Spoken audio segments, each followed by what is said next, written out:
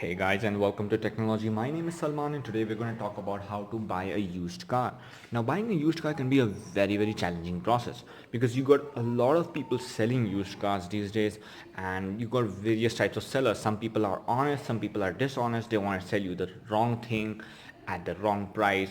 They want their profit while you are getting your loss. So in this video I'm going to be showing you how you can buy the best used car, how to check a used car properly before buying it, A to Z of how to check, what to check, and what should be checked while buying a used car. So this video is going to be all about how to buy a used car.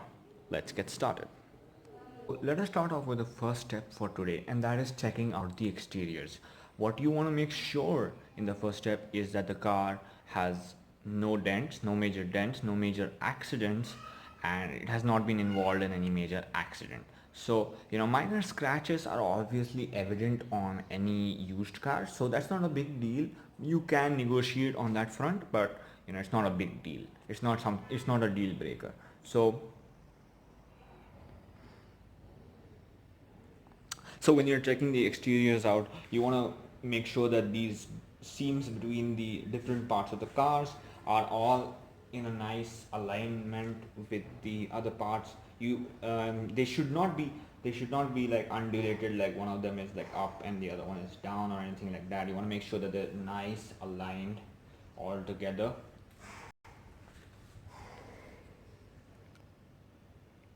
Do the same thing between the doors. Over here, check the seams between this position and this place. You want to make sure that everything is nice and aligned. There should not be like a huge difference between this surface and this surface.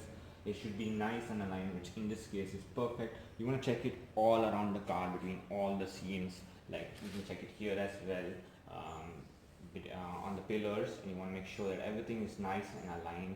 It should not look undulated, or there should not be a huge difference between the two parts. Trying to find accident areas and areas that have been patched up after an accident. I'm going to be showing you how you can do that. For example, let us take an example of this. This is a spot where my car had met with an accident. It hit the curb and there was like a huge dent, and the paint scraped off from here really bad. So over here, if you can see, there is a slight difference between the door surface and the body surface. So this surface is slightly higher than the body surface. That is one of the indicators that there is something unusual about the surface. The other thing over here is you can see the paint over here. I'm not sure if that's properly visible in the video, but it is slightly rough over here, slightly rough, and you can feel that it's slightly rough, the paint. So this is also an indicator, that the paint has this part is repainted. And you can, if you move your hand over the surface, you can feel the difference between the actual paint, the original paint, and the aftermarket paint. So that's one of the ways you can do that. You can also stick a magnet around here, and you can find out like if it is repainted, and if it's a dent, and if that dent is filled with paste, then the magnet will not stick properly on that surface. It might stick, but it might not stick as firmly on the other spots as that space, because it's been filled with some paste. So the paste is going to reduce the magnetic field, and therefore you would know that that part has been repainted. Since you check and since now, since we're checking for potential accidents or major accidents that have occurred, so what you're going to need to do is obviously pop up the hood, and you want to check these surfaces over here. You want to make sure that these are properly aligned and properly in a nice straight factory kind of fitted manner. There are no bends over here, unusual bends. Check for unusual bends or any kind of unusual like acid bends, and any kind of repair marks or weld marks over here that indicate that the car has been involved in a major accident. If has been if the car has undergone a frontal collision, then there is going to be some welding marks over here. There are going to be some repair marks over here. there are going to be some bends. This metal is not going to be perfectly straight, like you can see over here. It's perfectly straight, and the way it's made, it's totally going to look different. So you want to check on both the sides, the left side and the right side, and the front of the car. You want to make sure that everything is perfect. Moving on and continuing with our checks, you're going to come over to the back side and lift the trunk. You might now, in this case I'm showing the video on a hatchback. It's going to be same thing for a sedan or an SUV or a hatchback, so it's the same thing. You're going to lift the hood, I mean the trunk, and then you're going to come in the back side. You want to check you want to check under the floorboard to make sure that you want to check over here that there are no repair marks, or there are no bends or any kind of weld marks over here all around this part, the metallic part over here, the metal. And you want to make sure that everything seems all right. In this case, it's perfectly all right. Now while you're doing this, do also check the spare tire and the jack repair kit, which is supplied with most vehicles in my country. Some vehicles only come with a tire repair kit, so make sure that it is there. And if the car comes with a spare tire and jack repair kit, make sure that everything is in there and everything is in proper order. In this case, everything is in proper order. And make sure that the spare tire that is included is not flat, and it's in excellent condition, which in this case is perfectly all right, and this tire is never been used till now. So you want to also make sure that the car comes with a hazard. Some cars do come with this hazard reflector, so if it does, make sure that everything's perfect and everything's perfect inside the trunk, which in this case everything is perfect and in working condition. Checking for damages, do also check these D pillars over here, these pillars over here. You want to make sure that they are perfect and there are no repair marks, again no bends or no repair marks, no weld marks over here that you can see or anything like that, no patches, it's not been patched up or anything. In this case it's perfect. You want to check this all around this place, because if there has been a rear end collision, this will not be perfect. There will be some kind of weld marks over here, so do check this. Do check all of these portions properly to make sure that there is no damage to it and there are no weld marks or any repair marks. Since you're all the way back here, you also want to make sure that these hydraulic things over here for lifting the hood, I mean the trunk, are perfectly fine. There are no oil leaks from here, from the surface, and they are working fine, because these things can be relatively expensive for some cars. For some cars it's cheap, for some cars they can be relatively expensive. So make sure that they are working properly and there are no issues whatsoever with these things. What you want to do is you want to come back on near the engine bay under the hood, and now we're going to check out the engine. We're going to check out how good the engine is. Is it really worth paying some attention to? So first thing that you want to check over here is you want to check the oil level. You want to make sure that the seller has been maintaining his car well. He's been taking care of his oil, and he's been maintaining the car on a regular or weekly basis, because most people they only give it to the service center to get it serviced. They don't check it themselves. They don't know how to check it themselves properly, and they never even top up the oil. Sometimes they're running on low oil, they don't even know about it. So you want to check how the condition of the oil is. So when you're doing so, you want to remove the dipstick, and you want to make sure that you want to first of all clear this oil. You want to put the dipstick back inside, just let it be there for 5 seconds or something, and get it out. And then you want to check the level.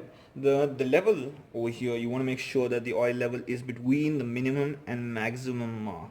So if it's between the minimum and maximum mark, that means it's good. If it's close to the maximum, that means the seller has been taking good care of the car. And if it's below minimum or very close to minimum, that means the seller has not been taking good condition of the engine, and he's not been topping up the oil on a regular basis, and not paying good attention to the engine. So that could be a sign that it's not been maintained like it should. While checking out the engine oil is how to check the engine oil. I told you how to check the level, but I didn't tell you how to check if the engine oil is good or bad. So what you want to do is, obviously, when you're lifting off this dipstick, you want to take some oil on your finger. You want to take some oil, you want to rub this oil between your fingers nicely, and you want to make sure that it's nice and sticky, and it has a nice smooth feeling to it. It's not rough. And if this were a petrol vehicle, make sure that the oil is red, and if it's a black if the oil is black in color, that means, if it's like really black in color, that means that it's completely worn out and it needs to get replaced. If it's red in color, then that means the oil is good. If it's brownish, then that means the oil is wearing out and soon it would need to be replaced.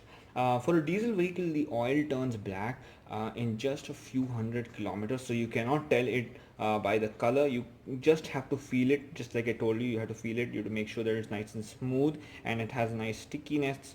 It has some amount of stickiness to it. So if it has that, if it has those properties, so that means the oil is perfect and there's nothing to do in that place.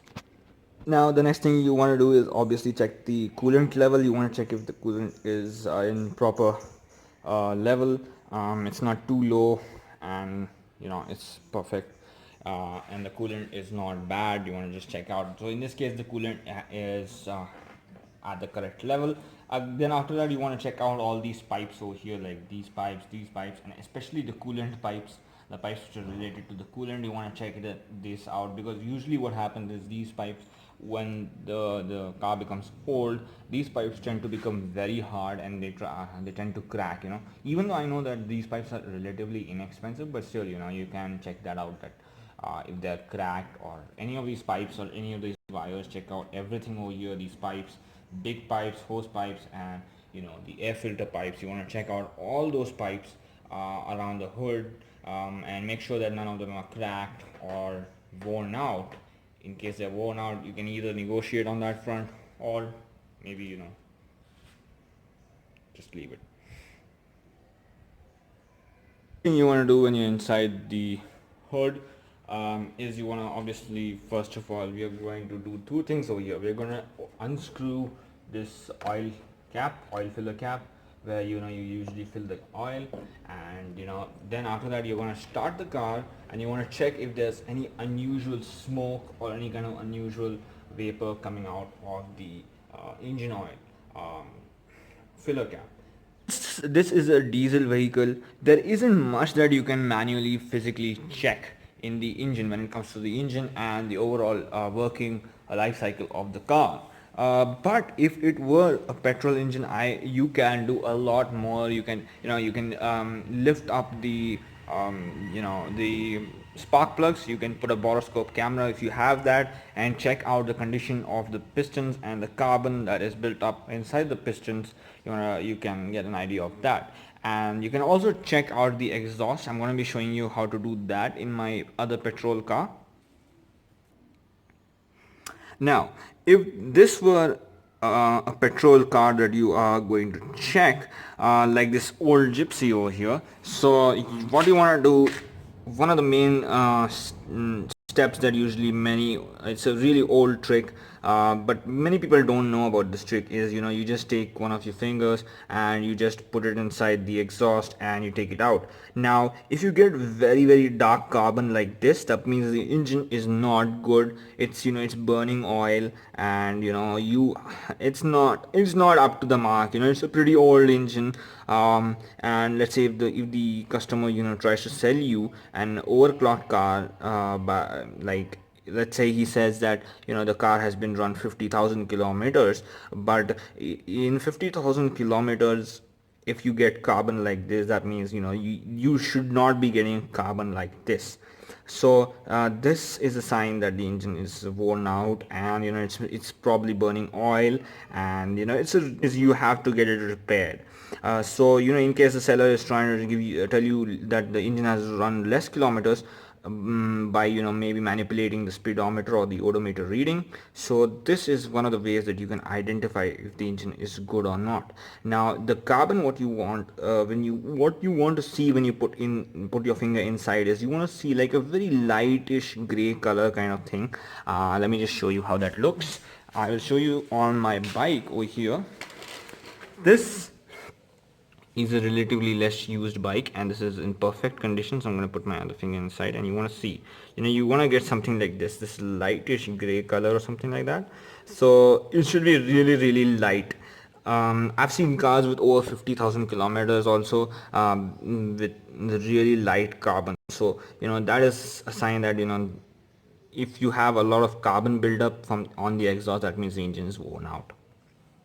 Now in diesel engines, however, that trick is not going to work because many diesel engines emit a lot of carbon through the exhaust. So even though if your car has only run about 1,000-2,000 kilometers, you're going to get a lot of carbon. This car has been maintained really well. It's about 19,000 kilometers, bought brand new from the showroom, and you can see the amount of carbon on my finger over here that is appearing on my finger. So that is is it's normal for a diesel car. You cannot check it. This is you cannot check the diesel car through the exhaust. This only works on a petrol car.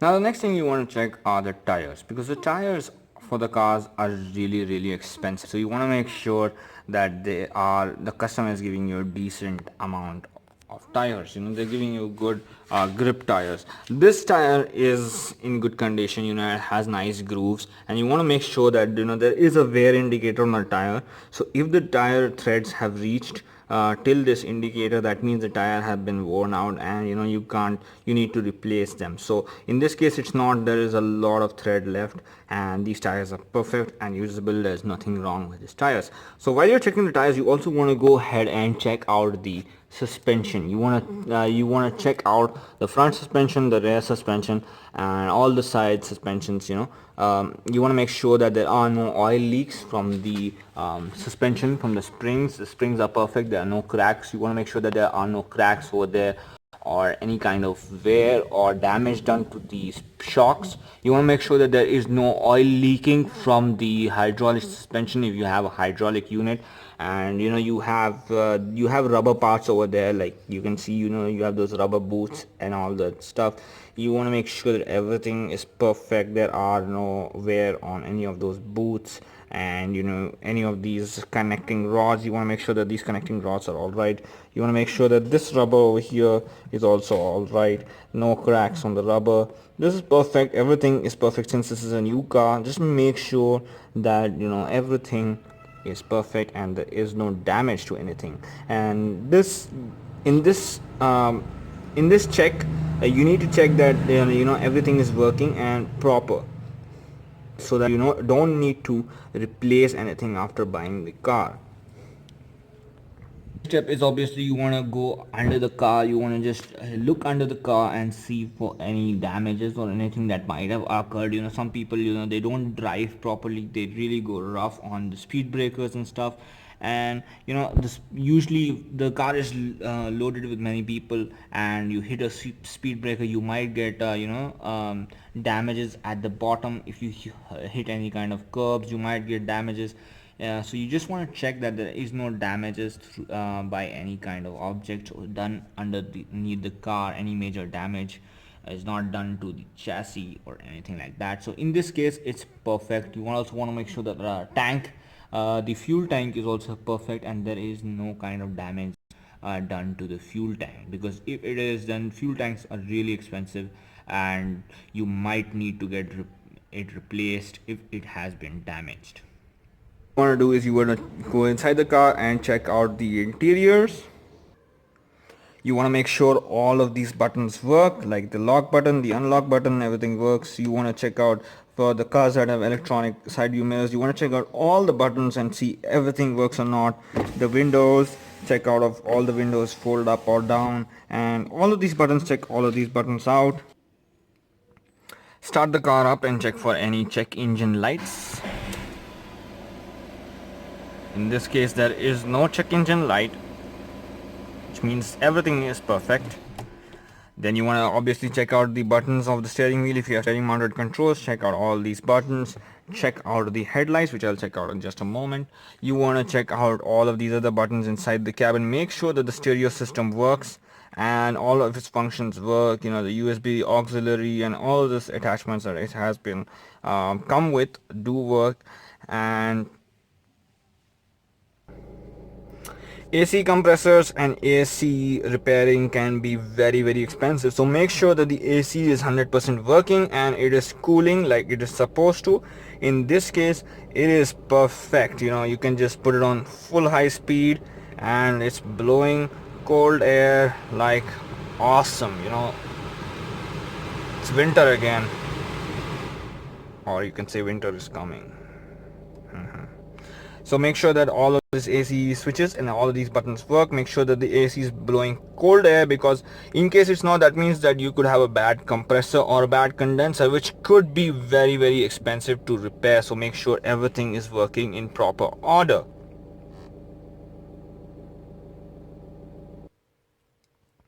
Now we're going to turn on all the lights to check if all of the lights are working properly or not.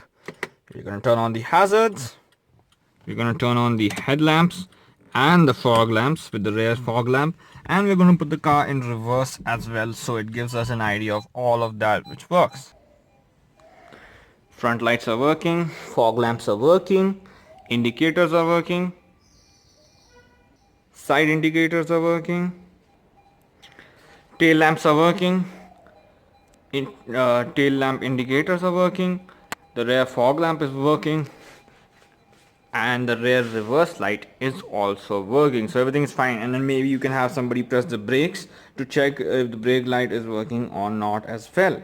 And obviously the number plate light is also turned on and it's working, you can see. So that is perfect. Now this next thing is probably optional, because you know everybody does not have this, but if you have, or if you can get access to some of these fancy OBD tools, this is from Actron, and you know, if you have some of these, what you can do is you can plug this into the car's computer. You have a cable over here, you can plug this into the car's computer, and this will give you lots of information. It will show you the error codes, because most cars these days, new cars these days, show everything on OBD tools. Any error, anything is an internal fault with the engine, if there's an internal fault with the engine or anything, it will show up on your OBD tool. So this is very important, keep this. And if you can buy this, it's relatively, these things are relatively cheap these days. You can buy this and you know, you can go ahead and check it out. Thing is, you want to make sure that the car comes with all the necessary paperwork and the owner's manual. Make sure that the owner's manual is there, and it's not a big deal if it's not there, because if it's a really old car, then chances are the owner's manual could have gotten lost. But make sure that this car comes with a complete service record if it's been serviced at the showroom, you know. And in this case, I have all of my paperwork inside my glove box, all of my owner's manuals and all of the other stuff that are needed are inside the glove box. Those were some of the main things that you need to check while buying a used car. Additionally, you can also check the other things like, you know, the wiper blades. You could go ahead and check the side view mirrors out. You can check the other plastic parts like the mud flaps are okay or not. You can check the alloy wheels to check for any kind of damages, because the alloy wheels tend to get bent sometimes, which may lead to, you know, leakage of air through the tire. But you know that thing is not easy to find, but just, you know, try to inspect the alloy wheel to check for any major damages. You can check the door hinges and everything is fine. Check the windshield and the windows. Check for any cracks or anything on the windshield, because these cracks tend to expand over time. So if there's a small crack also, it's a really big thing, because it expands over time. So you want to make sure that there are no major cracks or anything on the windshield, the front windshield and the rear windshield, because these are very expensive and can cost anywhere from 5,000 to 10,000 rupees to replace. In India, that may be different from wherever you're watching this video, obviously. So just make sure that all the windows are perfect, there are no cracks or anything in any of the windows, especially the windshields. After that, you know, just go around the car, check if everything's fine, and if you're satisfied, you know, take the car out for a test drive. And when you're on a test drive, drive it on different surfaces of road, you know, drive it around the neighborhood at slow speeds. Try to look for any unusual sounds or any unusual things that you can find. coming from the car. Drive it on some bad roads if you can find any, so you can hear the suspension. Usually what happens if the suspension is bad, on bad roads it might make some unusual sounds, cracking sounds or something. And then you can obviously turn the steering wheel and make sure that there is nothing wrong, unusual sounds coming from the steering wheel while you're turning it around. If it is, then that could mean that you might have a bad steering column, and you might need to get it replaced or something like that in the wheels. So that is also another thing that you need to check. Take it on the highway, on the expressways, and drive it on above 80 kilometers or 100 kilometers per hour, whatever the speed limit is. Drive it on expressways and see if the car makes any unusual sounds or anything like that, because sometimes these cars do tend to make some unusual sounds. If something is wrong inside the transmission, then there might be some unusual sound that might come on 80 to 100 kilometers per hour. Those sounds will not come at lower speeds, but they will come at higher speeds. That's what happened to me personally on one of my cars, so that's why I'm giving you that advice. Check if the gear shifts properly, if there any kind of unusual sounds while shifting the gears. Just try to find any kind of unusual peculiar stuff around the car while it's driving. Make sure that it drives properly, there are no unusual wobbling, or there is no misalignment of the wheels, because make sure that the car is going straight when you leave the steering wheel. If it does not go straight, then that means there is an alignment issue on the front wheels. And that's about it, guys. These are some of the main things main tips that I would like to give you. And again, guys, I hope you enjoyed this video. I hope this video helped you out. If this video was informative for you, if you got good information from this video, do hit that like button under the video. It will really help me out. Let's make sure that we reach at least 50 likes on this video. It's not a big deal. I know you can do it. You are the best. And again, guys, if you enjoyed this video is helpful for you, do share it with your friends so they may get an idea of how to buy a used car properly, and that they don't get cheated by bad sellers. Again, guys, do subscribe to the channel. It will really help me out and make our channel grow in the future, and we could bring you more informative and excellent quality videos like these. Thanks for watching, guys. See you next time on Technology. Peace out.